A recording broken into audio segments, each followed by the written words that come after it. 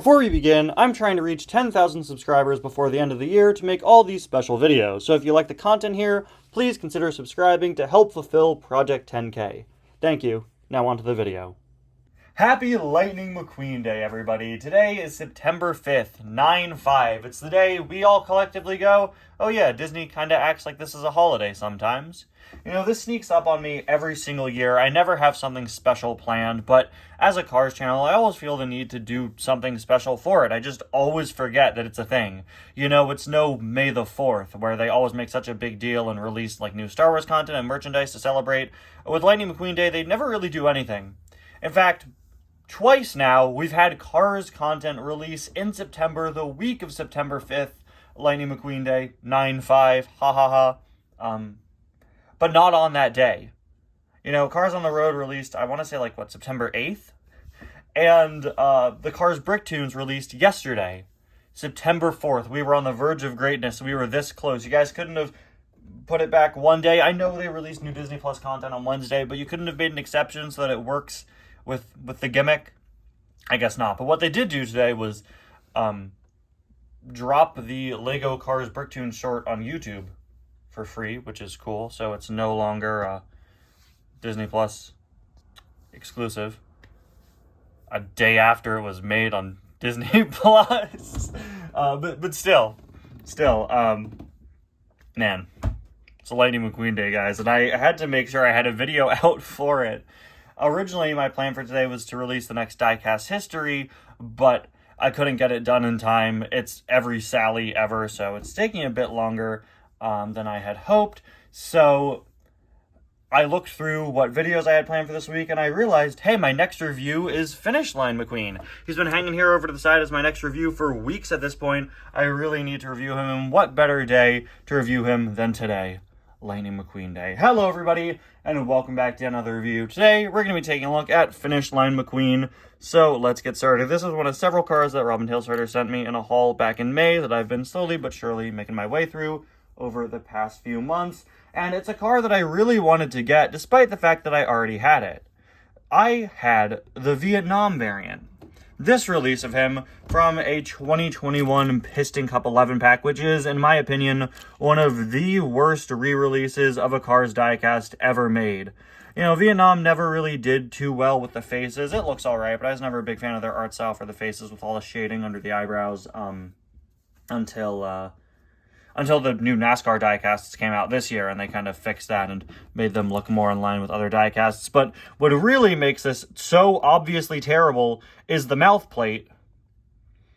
I don't know why they chose to do a mouth plate in 2021, you know, but I guess for an item like this McQueen, it's probably the easiest way to pull off the giant tongue sticking out, you know. Tongue McQueen, the original Tongue McQueen, has a metal tongue that's part of his mold. This McQueen has a big, soft plastic tongue sticking out, so it makes sense that they would need to do a mouth plate, but clearly something got lost in translation here, because last time I checked, that and that are not the same shade of red.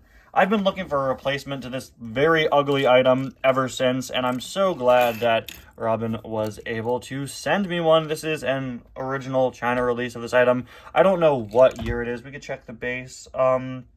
But yeah, I'm really, really happy to be able to add this guy to my collection. And while some of the loose cars Robin sent me are pretty damaged, this one is in pretty good condition, which is pretty nice to see. So I can very easily just substitute this guy in my collection for this one. Get out of here, please. I never want to see you again. Okay. So this is Finish Line McQueen, one of the most detailed McQueens ever, quite frankly, in terms of what they did for him. This, of course, is McQueen based on the scene when he sticks his tongue out and his tires are popped and all that. And he has a lot of really cool and unique details. At first, he has this great upset expression, which I believe might be the same eye expression as Impound McQueen, but it works really well here. He's got his big tongue sticking out here. Again, it is a soft plastic piece.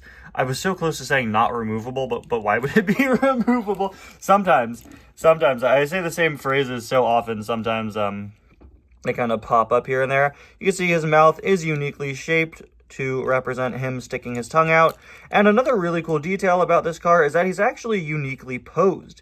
He is intentionally designed with his wheels sticking outwards so that it looks like he's posed there just like he is in the movie. Now, I know we said we wouldn't look at it again, but this is actually something I didn't notice when reviewing the Vietnam variant a few years ago. I first noticed it when I was doing diecast history, and I believe it was NCAP Cars who sent me footage of this McQueen, and I realized, like, oh yeah, he's supposed to be posed with his wheels outward. So if you see this guy, don't think that the axles on yours are broken. The wheels are supposed to be outward like that, and he still rolls just fine. You could especially see at other angles like this.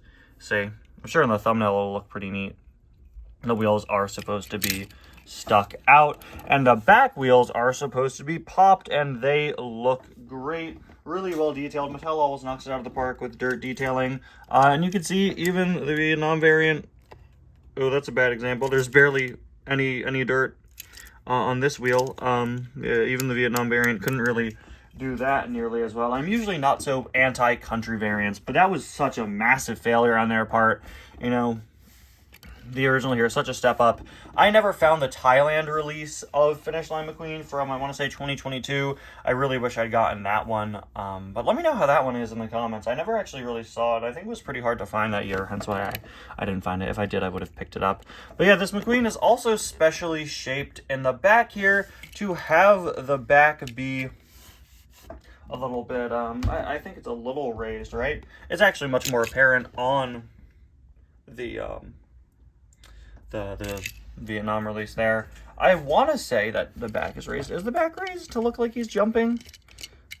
I think it might be, but it is kind of hard to tell. Yeah, there we go. Ooh. Okay, it looks like there's something actually wrong with the axles on the back of mine. I thought I heard like a weird sound earlier on, and it seems that the axles are a little bit misaligned. Look at that, see? Yeah, I don't know what's going on there, but he is supposed to be kind of raised up. There we go. We got him to stay like that. Yeah, as soon as you roll him. Okay, great. There's something up with mine. Great. Okay, so I guess I just can't win with Finish Line McQueen, huh? Is this a common problem with this release? Let me know in the comments. But yeah, he is supposed to be kind of raised up in the back if we could get him to stay that way. There we go. He is supposed to be raised up to make it look like he's jumping, unless yours has axles that keep sliding up inside the car a bit. But yeah, he is supposed to be kind of lunging forward. Really, really unique posing there. And if you want to see how the wheels work there, you get a nice look at the inside of a car's diecast. Wow, you can see his windows and everything. Hop in there and drive away. And go find a Finish Line McQueen that isn't broken in some way. Or awful looking. Rusty's on the back there. Rusty's medicated bumper and all the logos you'd expect to see on a McQueen. Stay up, back wheels. Again, definitely let me know if yours has this issue in the comments. Is it an age thing? Is it the model itself? There we go. There is a look at the other side. And oh, I didn't even read the secondary sponsors. I got so carried away with all the other details on him. Well, if I have to, piston cupper, nitroid, mood springs, revolting, no stall, octane gain, Vitaline, gas spring, gaskets, easy idle, RPM, little torquey pistons, retread, clutch aid, leak less. There you go. I'll be signing autographs later for my wonderful Piston Cup secondary sponsor reading skills. You know, one of these days we should make a compilation of every time I've just read secondary sponsors on my channel. I want to know how long it is. Like, it's got to be over 30 minutes at this point, right? The amount of Piston Cup cars I've reviewed. I should stop reading them. They're always the same. What's the point? Finally, there is a look at the base. A really, really great item. One of the coolest looking McQueens in terms of design, and a pretty impressive one based on one of his most iconic moments. Work. Stand properly, McQueen. Please, man, I gotta do the thumbnail, and I can't have it be like this. You're supposed to be my corrected Finish Line McQueen. There we go. There he is. Pretty great looking car. Even if mine has a little issue in the back, I think it's perfectly fine. It's not like I'm going to be using him for videos or anything. If I could get him posed like this, with the wheels in their proper position on my table, then we'll be good to go pretty much forever, right? Anyway, guys, thank you all so much for watching. Happy Lightning McQueen Day, and I'll see you guys next time. Bye now.